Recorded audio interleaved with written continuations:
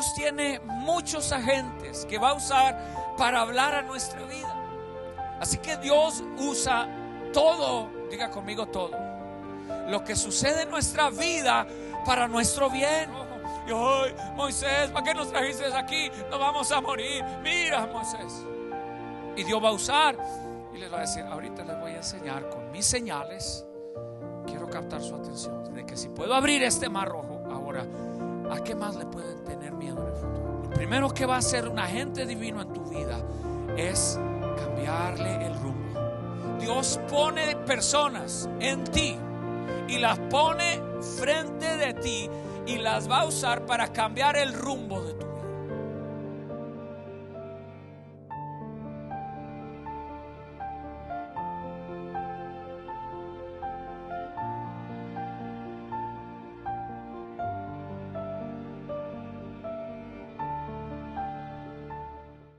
Quiero hablarles del tema agentes divinos usados por Dios. Dios tiene muchos agentes que va a usar para hablar a nuestra vida. Dios tiene diferentes maneras de captar nuestra atención. Y el pueblo de Israel, cuando sale de Egipto, se enfrenta a diferentes retos. Pero Dios tiene un plan. Diga conmigo: Dios siempre tiene un plan.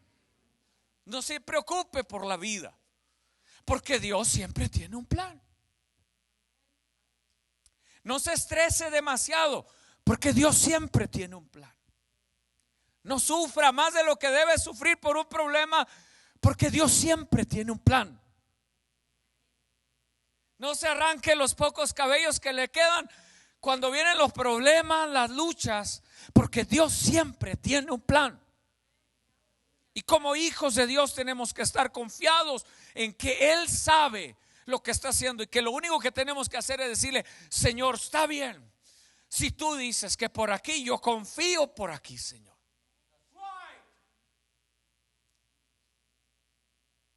Dios siempre tiene un plan en nuestra vida. Y Él va a usar todas las cosas que pasan a nuestro alrededor para cumplir su plan. Aún los problemas que tú tienes, aún las luchas que tú tienes, las tentaciones que tú vives, los problemas de matrimonio, de familia, con los hijos, de salud, aún esos son agentes divinos de Dios para cumplir su propósito en tu vida. Lo que no puedes, lo que no debes de hacer es renunciar, porque ese Dios que permite que pases por el valle de sombra y de muerte dijo que estaría contigo. Ahora, el pueblo de Israel comenzó y varias cosas empezaron a suceder de Dios alrededor de ellos. Las plagas de Egipto. Por ejemplo, algunas plagas les golpearon solamente a los egipcios. Las otras no llegaban al pueblo hebreo. Dios estaba mostrándole su favor. Cuando llegan al Mar Rojo, Dios está interviniendo en el pueblo de Israel y le dice a Moisés: ¿por qué clamas a mí? Toca el agua y dile al pueblo que marche. Y Moisés toca el agua del Mar Rojo, el mar se abre y el pueblo camina en seco por ahí. ¿Qué está haciendo Dios? Dios está usando el mar. Dios está usando ese milagro, ese prodigio, esa señal para decirle al pueblo: yo estoy contigo. ¿Qué pasó con el pueblo? Empezaron a quejarse. Qué bueno que aquí no hay gente que se queja nunca, gracias a Dios. Familia Sinaí, aquí no hay gente que se queja, nada, ¿verdad? Pero el pueblo de Israel comenzó a quejarse. Oh, Moisés, nos sacaste de Egipto solamente para que Faraón venga y nos mate acá. Para eso nos sacaste, malvado, perverso de Moisés.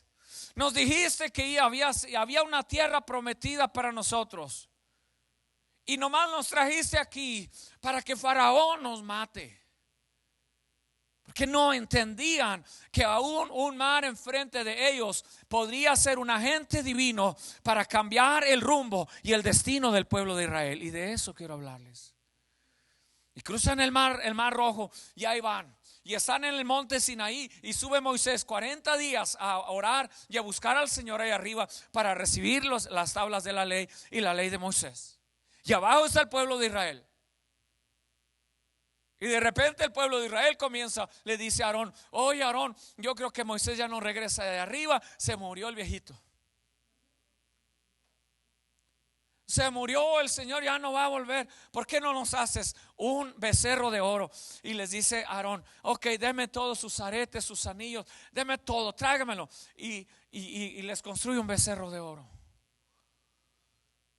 Y le dice Dios a Moisés arriba de la montaña: desciende, porque el pueblo se ha corrompido. Y desciende Moisés y ve al pueblo adorando al becerro de oro, y agarra las tablas de la ley y las estrella y las quiebra.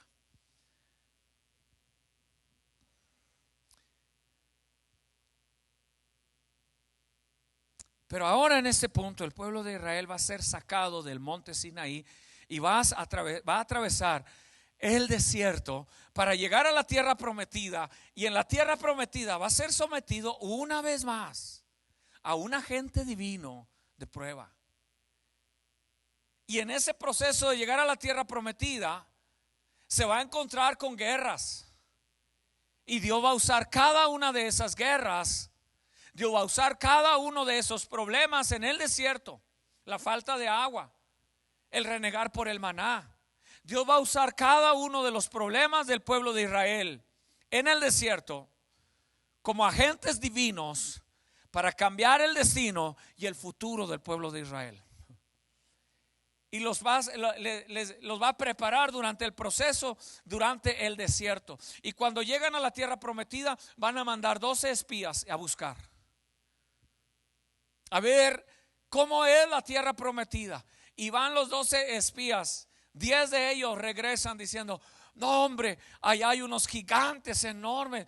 No, a esos parecíamos langostas junto de ellos. No la vamos a poder hacer. Y le dicen a todo el pueblo: no la vamos a hacer, señores. Aquellos son gigantes. Y hay 2 hombres, Josué y Caleb, que le dicen a Moisés: sí podemos, Dios está con nosotros. Pero el pueblo escuchó a los 12, a los 10 negativos, pesimistas, sinvergüenzas, ¿verdad? Y se perdieron la bendición de poder entrar a la tierra prometida porque no confiaron en el Señor. Y anduvieron 40 años en el desierto hasta que toda esa generación murió. Se acabó esa generación que no supo confiar al Señor en el tiempo del desierto, y murió esa generación. Y hasta que todos habían muerto, a excepción de Josué y de Caleb. Son los únicos 2 que Dios dejó de toda esa generación, porque habían creído en el Señor para poder volver a entrar a la tierra prometida. Así que Dios usa todo, diga conmigo, todo lo que sucede en nuestra vida para nuestro bien.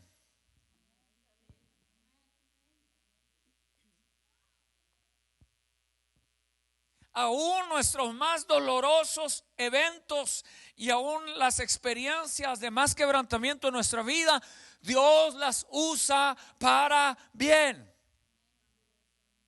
Y no es que Dios te manda los problemas, sino que saca provecho de ellos. Hello. Por eso dice la Escritura: bendeciré a Jehová cuando me vaya muy bien nada más. ¿Qué dice el salmista? Ángel, dame más volumen por favor, porque mi garganta está mala y aquí al cabo aquí yo lo regulo. Bendeciré a Jehová en todo tiempo. La pregunta es: ¿tienes que bendecir al Señor porque le dio cáncer a un familiar tuyo? No. Pero aún en medio del cáncer, tú puedes bendecir al Señor. Esa es madurez. Y Dios de eso va a sacar algo bueno. Y Romanos capítulo 8 lo dice de una manera muy clara y muy evidente. dice que para los que aman a Dios, todas las cosas obran para bien. ¿Cuántos están conmigo esta mañana? Vamos a Daniel capítulo 4 verso 2. Y desde ahí voy a usar dos ejemplos solamente para ver cómo Dios usa esos agentes divinos. Esos agentes divinos, como dije, a veces es una persona que Dios pone para bendición en tu vida. Puede ser un pastor que te está formando, que te está educando, que te predica, que te instruye. Puede ser un hermano de la iglesia que Dios lo puso a tu camino, a tu lado, para que te lleve por el proceso de madurez. Pero también a veces puede ser un problema. También a veces puede ser una experiencia de dolor del pasado. A veces podría inclusive llegar a ser un error que tú cometiste y que Dios puede sacar algo bueno de él.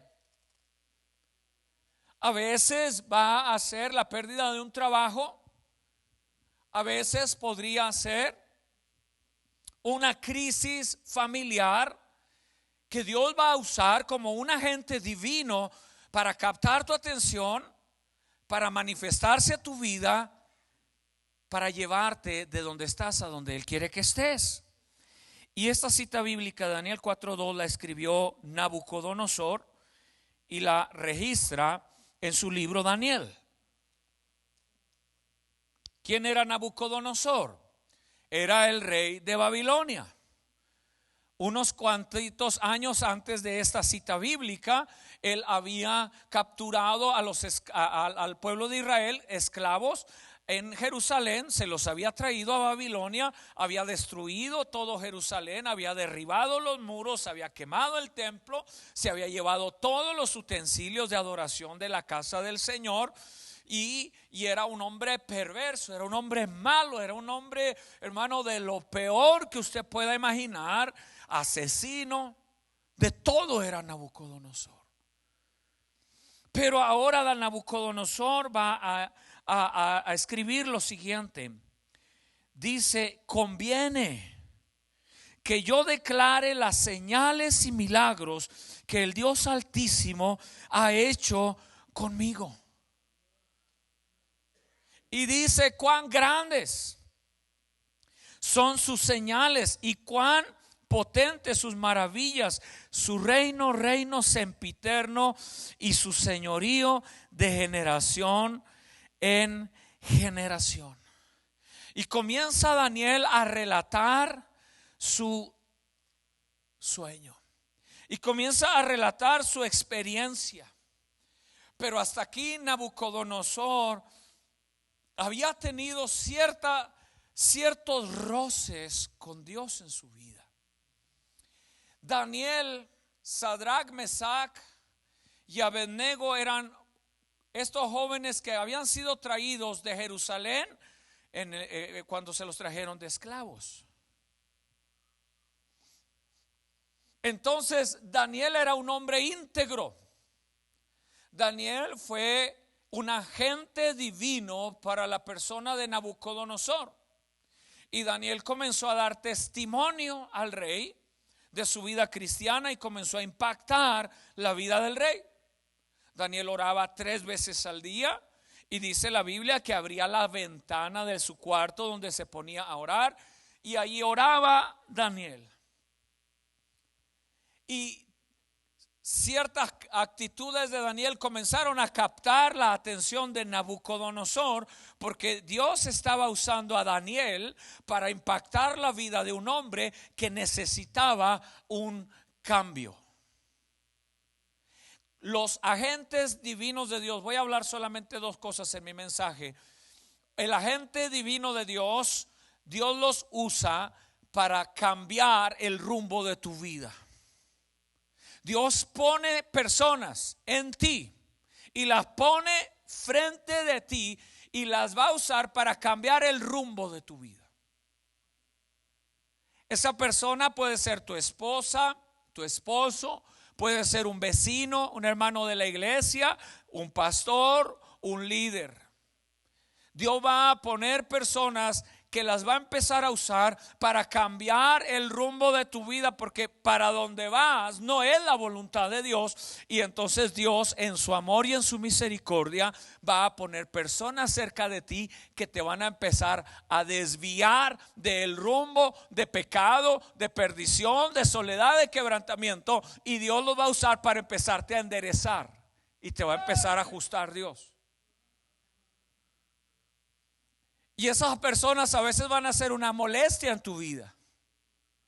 A veces va a ser una piedra en el zapato. A veces los vas a ver en Walmart y vas a decir: ay Dios, hasta acá me lo encontré. Y le vas a sacar la vuelta y vas a hacer como que no lo viste. Te vas a voltear como que andas buscando acá abajo en los anaqueles para que pase o se vaya por allá. Y sí se va a ir, pero guess what? Te lo vas a encontrar en el otro pasillo.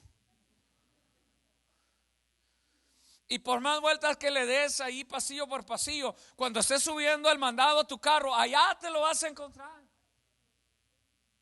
Y si acaso te le escapaste del Walmart y de ahí te pasaste al mall enfrente, también allá Dios te lo va a poner, porque Dios quiere cambiar el rumbo de tu vida y va a usar a un agente divino que lo va a usar para eso.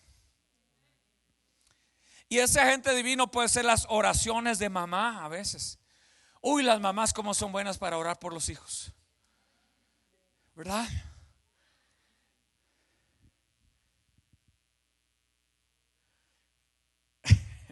Hace unas semanas me llamó mi hijo con un asunto que traía ahí de que necesitaba que oráramos juntos. Y me llamó y me dijo: papá, mira esto y esto. Hace unos más de un mes, 2 meses quizás. Y me llama y me dice: papá, necesito que ores en esto. Específicamente, yo quiero saber la voluntad de Dios en este asunto. Y le digo: está bien, hijo, voy a orar. Me dice: y si quieres orar para que no suceda, está bien. Porque yo pensé que me hablaba para decirme: ora para que suceda. Y me dice: no, si quieres orar para que no suceda, está bien. Dice: órale a Dios para que no suceda, ¿verdad? Dios va a usar las oraciones de papá, de mamá, de tu esposa, de tu esposo, de tu hermana, de tu hermano, para empezar a cambiar el rumbo de tu vida. Y a lo mejor te moleste, a lo mejor te inquiete esa persona, y a lo mejor cada vez que te quiere llevar a la iglesia te hierve el estómago de coraje y dices: ¡ah! Pero es un agente divino. Tienes que entender y reconocer que es el Moisés que Dios puso en tu vida, porque te quiere llevar de la esclavitud de Egipto a la tierra de las promesas, donde fluye leche y miel. Y que quizás te va a costar atravesar todo el desierto, y que quizás no va a ser fácil, y que quizás llores en el camino, y que quizás enfrentes guerras, y te tengas que enfrentar a Amalek, y te tengas que enfrentar a reyes. Pero el propósito final de Dios es que entres a sus promesas. Porque el propósito final de Dios es que tú seas salvo, es que tú seas bendecido, es que tú llegues a ser la persona que Él ya vio que tú puedes llegar a ser. Pero a veces también van a ser situaciones que Dios va a usar para cambiar el rumbo de tu vida. Nabucodonosor comenzó a experimentar cosas en su propia vida, sueños. Dios empezó a hablar a Nabucodonosor con sueños que él no entendía. ¿Están conmigo en esta mañana? Y Nabucodonosor está dormido y de repente sueña con un gran árbol. Y dice la escritura, y él cuenta su testimonio, tú lo puedes leer en la casa, cuenta su testimonio y dice que sobre ese árbol venían las aves del cielo, se paraban en el árbol y que de ahí comían y ahí vivían las aves del cielo, y hasta ahí todo está bien. Pero dice, de repente ese árbol fue cortado. Y el corazón de Nabucodonosor se inquieta y este sueño comienza a captar la atención de Dios. Hay eventos en tu vida que Dios va a permitirlos porque quiere captar tu atención. Cuando la palabra, si me pones Daniel 4:2, el verso anterior ahí en la pantalla, dice: conviene que yo declare las señales y milagros. La palabra señal en el hebreo, al buscar el sentido, la traducción más amplia de la palabra señal, quiere decir la intervención de un agente divino cuyo propósito es transmitir un mensaje. ¿Se lo memorizó? Diga conmigo: la intervención de un agente divino. Ya se me olvidó. Para transmitir un mensaje.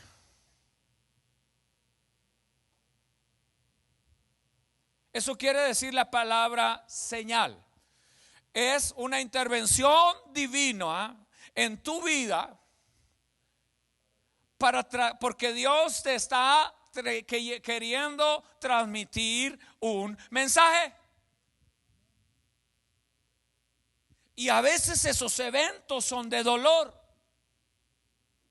A veces esos eventos producen preguntas en tu vida. ¿Por qué? ¿Por qué Dios permitió? Y Dios va a usar esos eventos para captar tu atención, para poder transmitirte un mensaje. En Nabucodonosor creó confusión en él. En ese momento él no entiende lo que está pasando, pero Dios sabe lo que está haciendo. Así que Dios no solamente te habla a través de personas, te habla a través de experiencias. Y muchas de esas experiencias van a veces ser dolorosas porque está captando tu atención. Te está queriendo decir: hey, aquí estoy, ¿vas a voltear o no?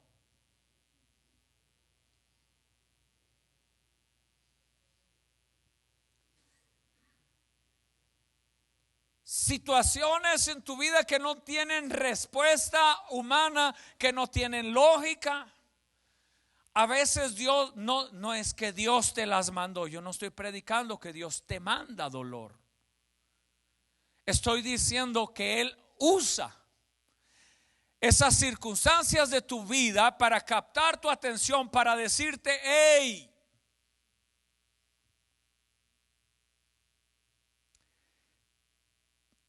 De las muchas historias que cuenta Ponchito, porque tiene muchas y todas nuevas, ¿verdad, Ponchito? ¿Ah? Dice que estando en la cárcel un hombre le dijo, un hombre ateo le dijo: ¿por qué no oras a Dios para que te saque de este lugar? Suena lógico, ¿no es cierto?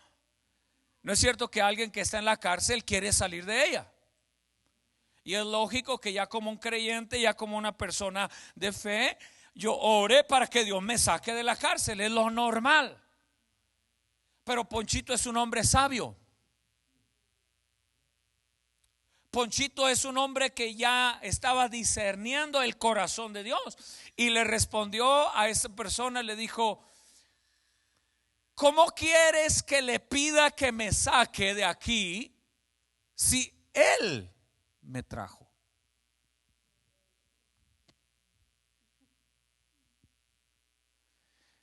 Cuando él me dio ese testimonio dije: ¿de qué está hecho este hombre?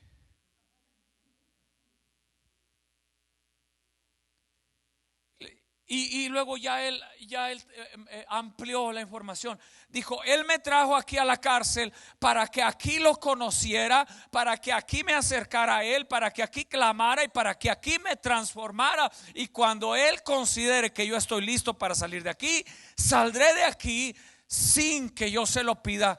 Él me está trabajando.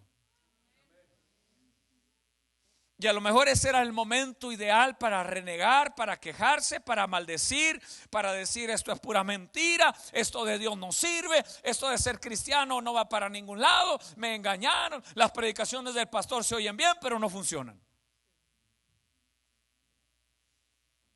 Pero Dios va a sacar provecho de eso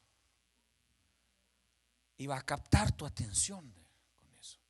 Eso es una señal. Cuando Nabucodonosor dice, conviene que yo declare las señales, es decir, conviene que yo declare los eventos que Dios usó como agentes divinos para transmitirme un mensaje. ¿Cuántos saben que las 10 plagas en Egipto eran un mensaje de Dios para el pueblo de Israel? Pero imagínense, oiga, estar ahí en medio, hermano, de piojos. Porque 4 de las 10 le pegaron al pueblo de Israel también. Las otras le pegaron nomás a los egipcios, pero las primeras 4 también a ellos les afectaron. Pero Dios lo estaba usando para captar la atención del pueblo. Y ahora están parados frente al Mar Rojo. Y hoy, Moisés, ¿para qué nos trajiste aquí? Nos vamos a morir. Mira, Moisés. Y Dios va a usar y les va a decir, ahorita les voy a enseñar con mis señales. Quiero captar su atención de que si puedo abrir este Mar Rojo ahora, ¿a qué más le pueden tener miedo en el futuro? ¿Cuántos están conmigo en esta mañana, hermano? Lo primero que va a hacer un agente divino en tu vida es cambiarle el rumbo. Cuando Dios usa problemas, experiencias, personas para captar tu atención, te está transmitiendo un mensaje. Cuando estés pasando por problemas, lo primero que tienes que preguntarte es y decir, Señor, ¿qué me quieres decir?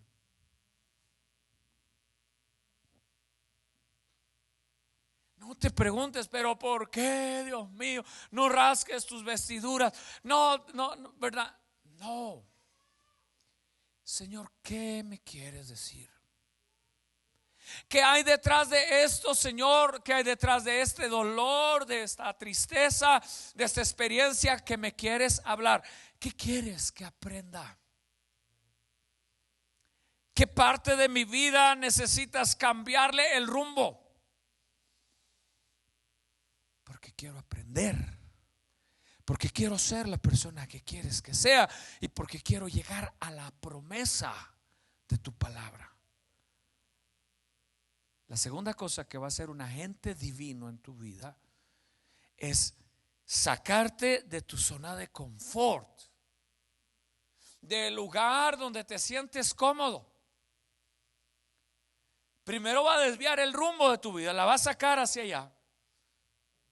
Y luego te va a llevar a la zona donde no te sientas seguro con lo que eres ni con lo que tienes, donde tengas que depender absoluta y totalmente de Dios. Señales y milagros. La diferencia entre señal y milagro en el sentido de la palabra en el idioma hebreo es, la traducción es la siguiente. Trate de establecer la diferencia. La intervención de un agente divino. Estoy hablando del milagro. ¿Sí? La intervención de un agente divino para cambiar el rumbo de la vida. ¿Qué era una señal? La intervención de un agente divino con el objeto de transmitir un mensaje. Entonces hay cosas que Dios las va a usar para captar tu atención. Te está hablando, te está diciendo algo el Señor. Y el milagro es exactamente lo mismo, pero para cambiarle el sentido, el rumbo a tu vida. Esa es la diferencia entre señal y milagro. La señal es Dios te está hablando. Dios hace algo, un milagro, pero lo está haciendo para hablarte. Luego hace un milagro para cambiarle el rumbo a tu vida.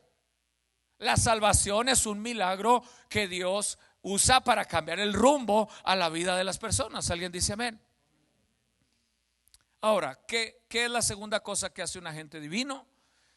Te saca, te empuja de los límites de tu zona de confort, te lleva más allá de donde hoy estás, donde te sientes cómodo, donde te sientes bien, donde piensas que no necesitas nada, donde le dices a Jesús: hagamos enramadas aquí, mira qué gloria. Cuando Jesús se lleva a estos dos discípulos al monte de la transfiguración, y allá dice la escritura que el rostro y la vestimenta de Jesús se iluminó y la gloria de Dios descendió sobre ese monte, le dijeron a Jesús: Jesús, ya no nos vayamos de aquí, mira qué suave. Hagamos enramadas, mira, nos quedamos en tu gloria, ¿qué te parece? Porque cuando estamos bien, cuando nuestra vida está en el lugar idóneo, uno quiere quedarse ahí para siempre. Cuando las bendiciones de Dios comienzan a llegar a nosotros, uno quisiera que no se acabaran. A ver, ¿cuántos?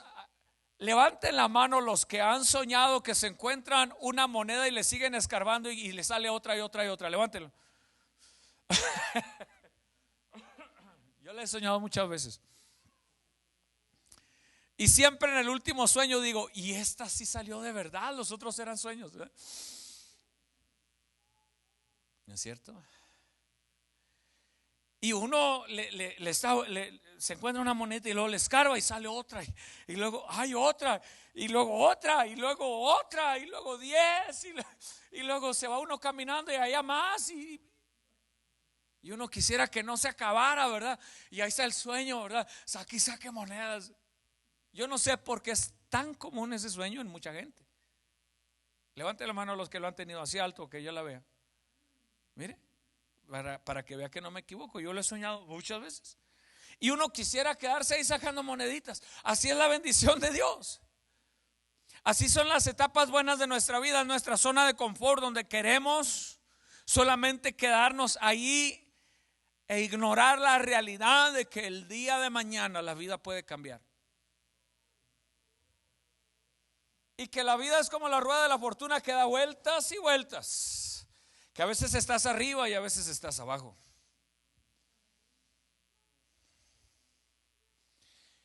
La segunda historia que voy a usar es la historia de Jesús en el Nuevo Testamento.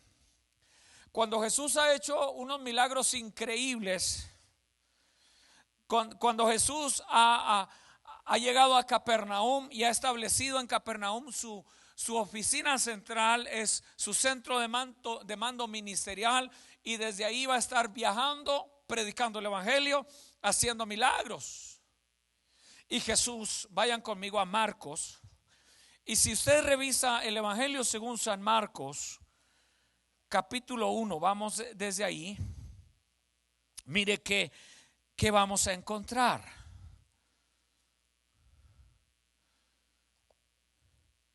Si se va solamente a los encabezados de los eventos de Marcos, usted va a encontrar en el capítulo 1,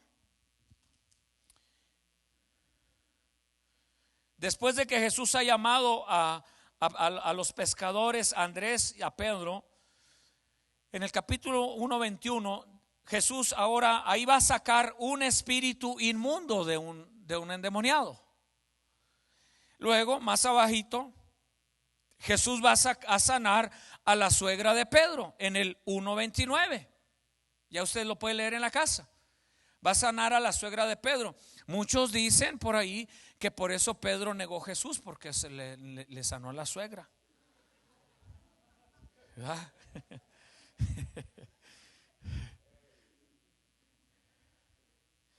Y luego en el 32 dice ahí, es un relato donde muchos fueron sanados al ponerse el sol.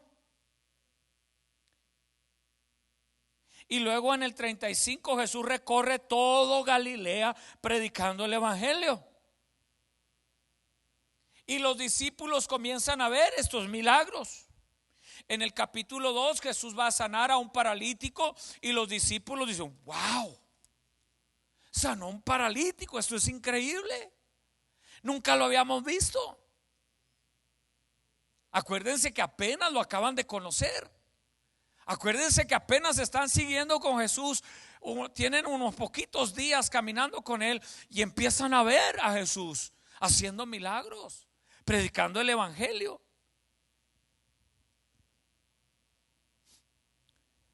En el capítulo 3 de Marcos, Jesús va a sanarle la mano a un hombre que tenía su mano seca. Y Jesús va a hacer un milagro y va a sorprender a los discípulos. Y luego en el 3:7 Jesús le va a predicar a una multitud a la orilla del mar desde una barca. Y los discípulos: wow, esto es increíble. Nunca habíamos visto a un hombre haciendo las cosas que éste hace. Y Jesús sigue trabajando en ellos. Y les comienza a dar enseñanzas. En el capítulo 4 les da la parábola del sembrador. Y Jesús está trabajando y trabajando y trabajando con los discípulos. Pero en el 4:35 Jesús va a hacer algo sorprendente. Porque ahora ya Jesús va a sacar a los discípulos de su zona de confort. Ya Jesús los va a empujar más allá de los límites religiosos de su mente. Ya Jesús ahora Jesús va a ser el agente divino usado por Dios para sacar a los discípulos de su zona de confort, para llevárselos a un terreno desconocido, de temor, de incertidumbre. Y en el 4:35 dice: y aquel día, cuando llegó la noche, le dijo: pasemos al otro lado. Y despidiendo a la multitud, le tomaron como estaba en la barca, y había también con él otras barcas. Y se levantó una gran tempestad de viento y echaba las olas en la barca, de tal manera que ya se anegaba. Y él estaba en la popa durmiendo.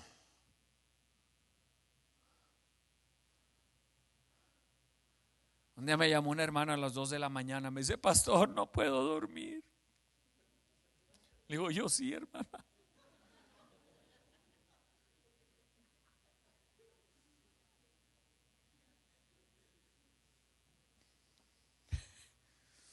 Give me a break. Yo sí puedo dormir. No sea malita. Oré por ella, se durmió. Después, ¿cuántos dan gloria a Dios? En cuanto supe que estaba dormida, le llamé y le dije: hermana, yo no puedo dormir. No se crea, no es cierto. Que sienta lo que se siente.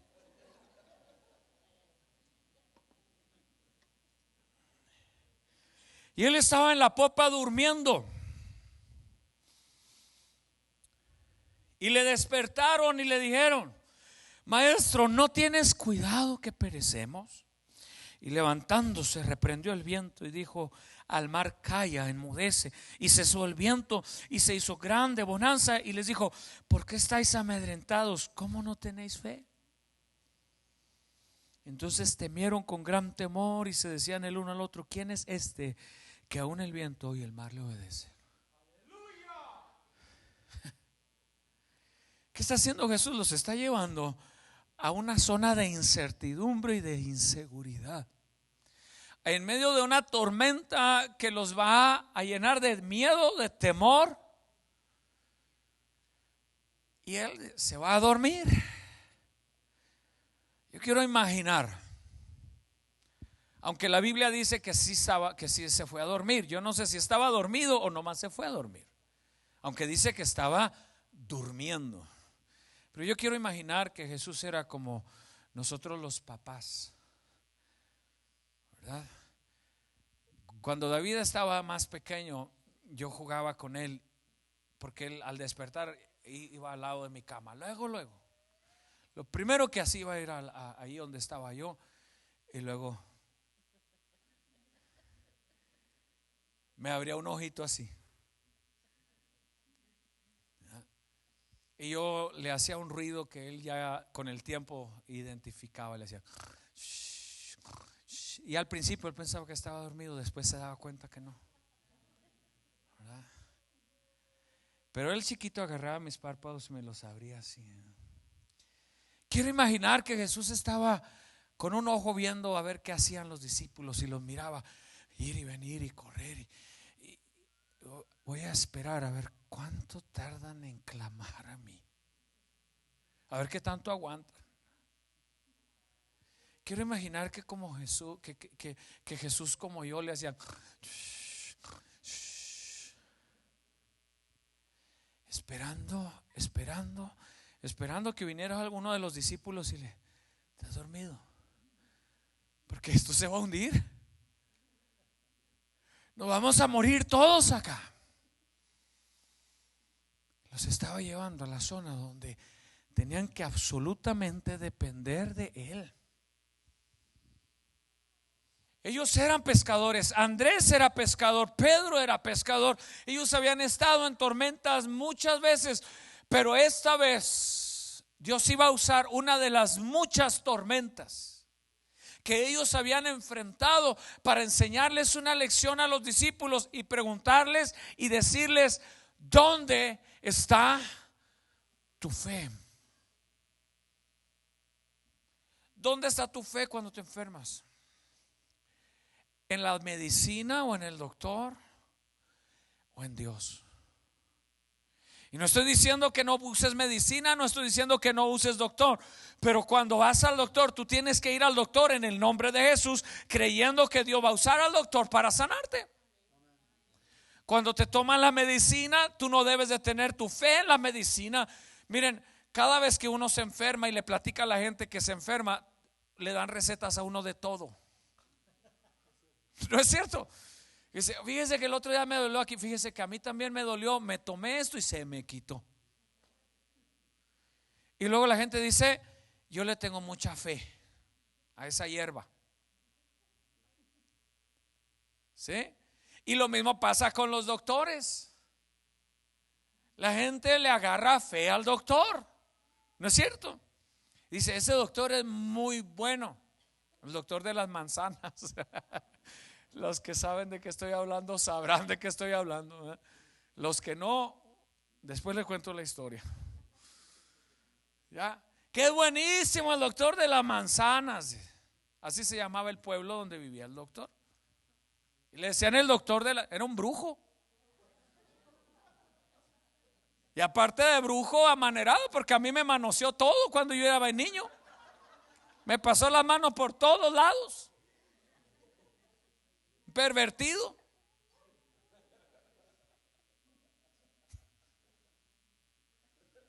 Pero la gente ahí va con el doctor de las manzanas. Ahora, no estoy diciendo hay médicos buenos, hay médicos malos, hay médicos que vale la pena seguir y hay médicos que no, ¿verdad? Pero tu fe no debe estar puesta en el médico, sino en el Dios que puede usar al médico para ayudarte en medio de la prueba, en medio de la enfermedad. Y Jesús va a usar esa tormenta en los discípulos, pero Él los llevó ahí. Diga conmigo: Él los llevó ahí. Los estaba sacando de su zona de confort. Por eso les dijo: pasemos al otro lado. Y yo ya les prediqué esto en el pasado, así que no me voy a quedar mucho ahí. La repasaré nada más por aquellos que no escucharon este mensaje. Cuando Jesús les dice a los discípulos: pasemos al otro lado, es un shock para ellos. Ellos no van al otro lado. Ir al otro lado es sacrilegio. Va contra sus costumbres. Ellos son judíos, ellos nunca van al otro lado. Porque del otro lado era Decápolis. Y ahorita lo vamos a ver. Era el lugar donde vivían los soldados romanos. Era un lugar de perversión. Le rendían tributo a la violencia.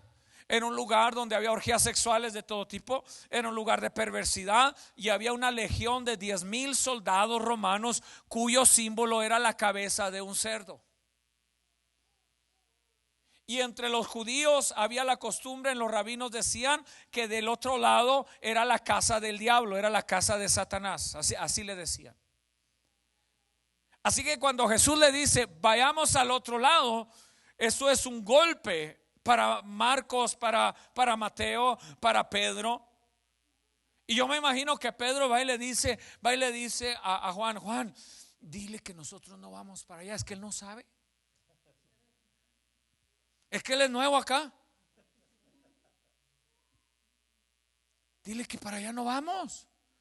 Allá están los pecadores, allá no vamos nosotros, porque allá nos vamos a contaminar. Nuestra religión nos prohíbe ir para allá. ¿Cómo que vamos al otro lado? Allá están los soldados romanos, allá tiene una legión. Allá gobierna el espíritu del cerdo. No vamos para allá, dile que no. Y se suben a la barca y comienza la tormenta.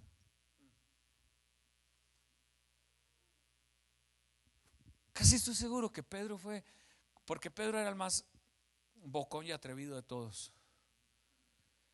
Casi estoy seguro que Pedro fue y les dije: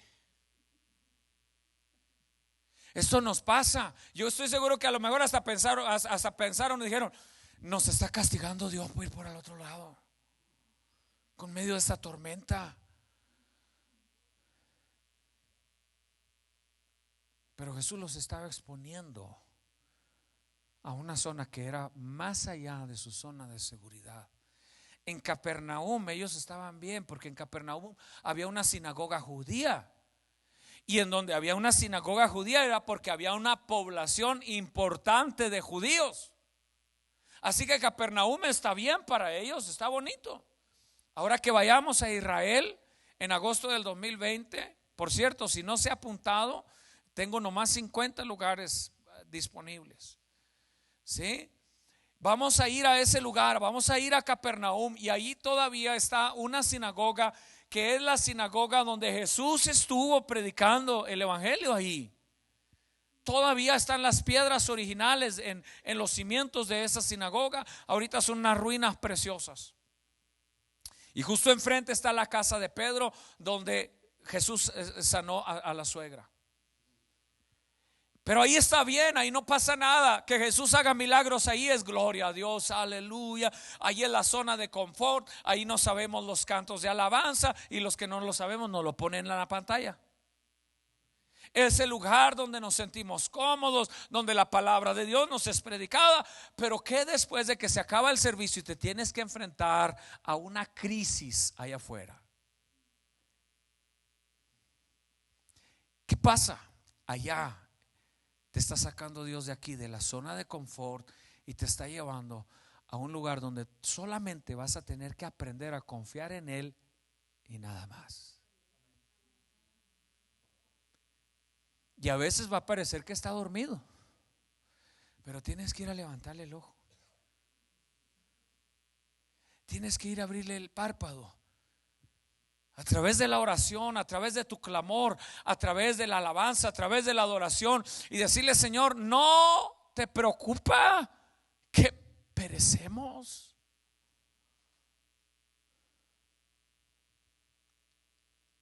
Jesús calmó la tempestad. ¿Se imagina, hermano, la experiencia de los discípulos en ese momento? Cuando Jesús se para, quizás ahí en el frente de la barca, y le dice al viento: calla, enmudece, y todo vuelve a la normalidad. Qué experiencia. He cruzado el mar de Galilea 2 veces. Yo los quiero inquietar para que junte dinero para que vaya con nosotros a Israel, por favor.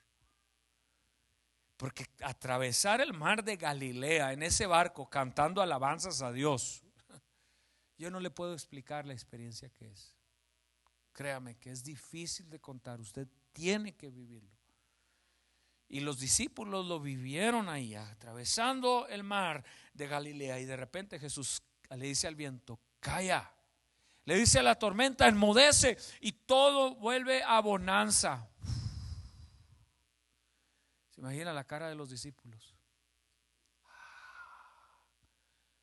¿Viste, Juan? Sí, vi, Pedro. Digo que te quejaste tanto. Ok, llegan al otro lado y el comité de bienvenida que va a recibir a Jesús es un endemoniado con una legión de demonios, que dice la Biblia que lo ataban con cadenas y la rompía. Dios santo, qué miedo. Ya les conté la historia de esta mujer endemoniada en Fresnillo. Esa sí no la voy a volver a contar. ¡Qué miedo! Terrible. Imagínense que aquel endemoniado, oiga, y los discípulos, otra vez Pedro, les dije, muchachos, les dije que no se viene para el otro lado, no. Para reducir la historia y ya poder ir cerrando mi mensaje, Jesús saca los demonios de aquel hombre, lo libera. Dice la Biblia que la gente vino de la comunidad, que lo encontró sentado, vestido y en su juicio cabal. El hombre de paz, el hombre con un nuevo espíritu y el hombre nuevo, sentado, vestido y en su juicio cabal. Y los discípulos, otra vez, wow. ¿Cuándo van a cesar los milagros? Vimos el de la mano seca, calmó la tempestad, vimos todos estos milagros. Wow, ¿cuándo van a cesar los milagros? Pero Jesús los estaba empujando, los estaba llevando fuera de su zona de confort. Y es allá donde ellos comienzan a realmente comenzar a creer y a confiar en Jesús. En medio de las pruebas y en medio de las situaciones, cuando Dios te saca de tu zona de confort, es cuando tu fe es probada. Es allá donde verdaderamente lo que has oído en las predicaciones, leído en tu Biblia, se va a convertir en realidad. Y allá Jesús sacó los demonios, y luego la gente viene. ¿Y qué cree que le dice a Jesús? Oye, qué bueno, caray. Este hombre ya nos tenía locos a todos acá. Qué bueno que sacaste ese endemoniado. Ya su mamá ni dormía en las noches. Nos daba miedo pasar por el cementerio porque estaba siempre escondido detrás de las tumbas. Qué bueno, wow, gracias. No. Dice la Biblia, salió y le pidieron que se fuera. Otra vez Pedro, les dije, esta gente no agradece nada. Esta gente no agradece nada. Le dije, le sacó el demonio al hombre y todavía encima de eso nos corren.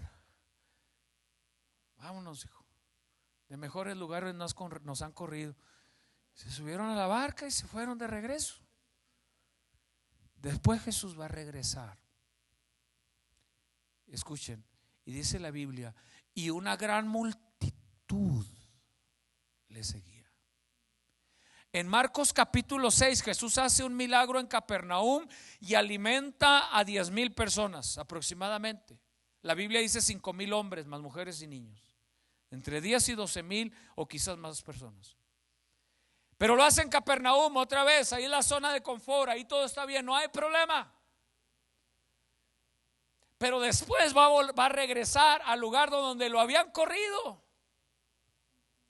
Va a regresar otra vez a aquel lugar y otra vez Pedro, ay, otra vez vamos para allá. A ver, ahora que otro endemoniado nos sale de aquel lado.